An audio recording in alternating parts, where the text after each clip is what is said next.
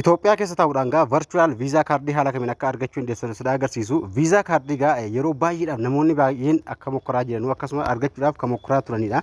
Har'a Itoophiyaa keessa ta'uudhaan karaa teeleebirrii yookaan immoo Itiyoo Telekoomiin virtual visa kaardii argattanii akkasuma onlaayinii irratti wantoota barbaadan ittiin bitachuu giiftii barbaadan namaaf kennuu akkasuma onlaayinii irratti virtual yookaan visa kaardiin baay'ee barbaachisaadha jechuudha. Haala kamiin akka argachuudhaaf haala kamiin akka isin itti fayyadamuuf itti argattan sina agarsiisa jechuudha.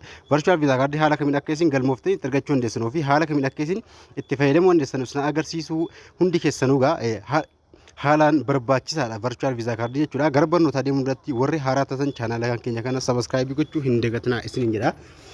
Virtual visa kaardiin waan baay'eedha isin gaadha giiftii namoota adda addaa kennu akkasuma maallaqa biyya alaarraa isiniif ergamu gara teeleebirriitiin argachuu dandeessu. Kanaafuu chaanala keenya subscribe gochuu hin dagatinaa isin jedha. Gara barnootaa isinufaa hundi keessanuu na waliin turaa isin jedha. Virtual visa kaardii fayyadamuudhaan akkasuma maallaqa gara biyya alaatti erguu dandeessu karaa teeleebirriitiin jechuudha.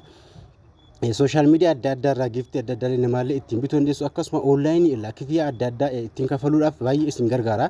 Haala salphaa ta'een haala kamiin akka isin teeleebirrii fayyadamuudhaan akkasuma itti argachuu dandeessanu isin agarsiisu jechuudha.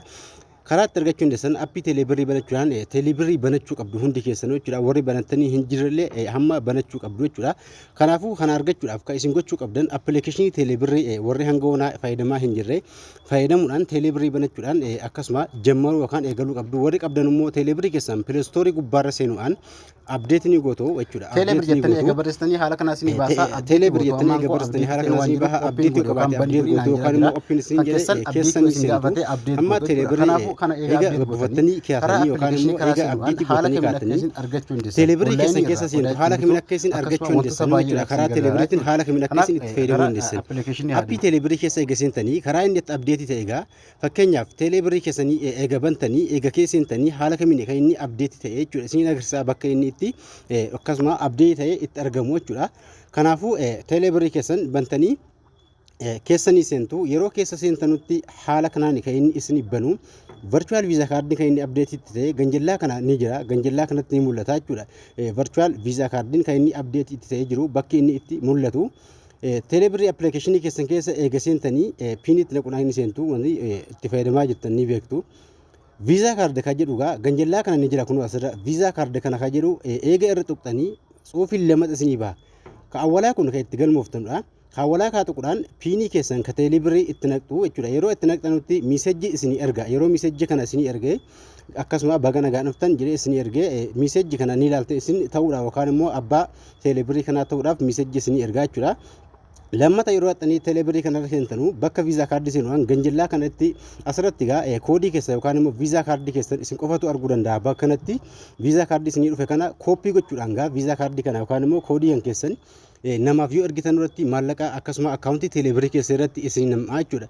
Karaa ganjallaa tuquudhaan kooppii godhisin jedha. Yeroo namni maallaqa isin ergu achirra kooppii gochuudhaan namaaf erguu dandeessu koodii sana. Yeroo isin namaaf ergitanitti akkasuma maallaqni kan keessan karaa Itiyoo Telekoom akkasuma akkaawuntii isaarratti isin guutama jechuudha. Kanaafuu haala kanaan appii fayyadamuudhaan viizaa kaardii namoonni baay'ee yeroo baay'ee mokkoraa turan haala kanaan itti fayyadamaa isin jedha. Viidiyoo kana laayikii tuquu hin dagatinaa isin jedha. Akkasuma warri hanga onaa subscribe hin godhin subscribe godhaa isin jedha. Chaanala keenya jala ogguu jala seentanu profaayiliin koo tuquudhaan jala seentan viidiyoo dabalataa baay'ee jala argattu. Jala seenuudhaan barnoota an barsiisee jiru bakka viidiyoo jedha kana jala seenuudhaan viidiyoo isin fayyadu baay'ee jala argattu. Jala seenuudhaan irraa baradhaa isin jedha. Egaa haala kanaan itti fayyadamaa viidiyoo kana akka namoota baay'ee bira ga'uuf laayikii tuquu akkasuma guddinyaa keessanii sheer gochuu hin dagatinaa isin jedha. Kana malee waan isin galuu jiraate barnoota kan koo keessaallee kabiraallee yoo qabaattan gaafii biraa qabaattan koomantii jalatti naa barreessuu hin dagatinaa isin jedha. Hanga walitti deemnutti nagaan tura.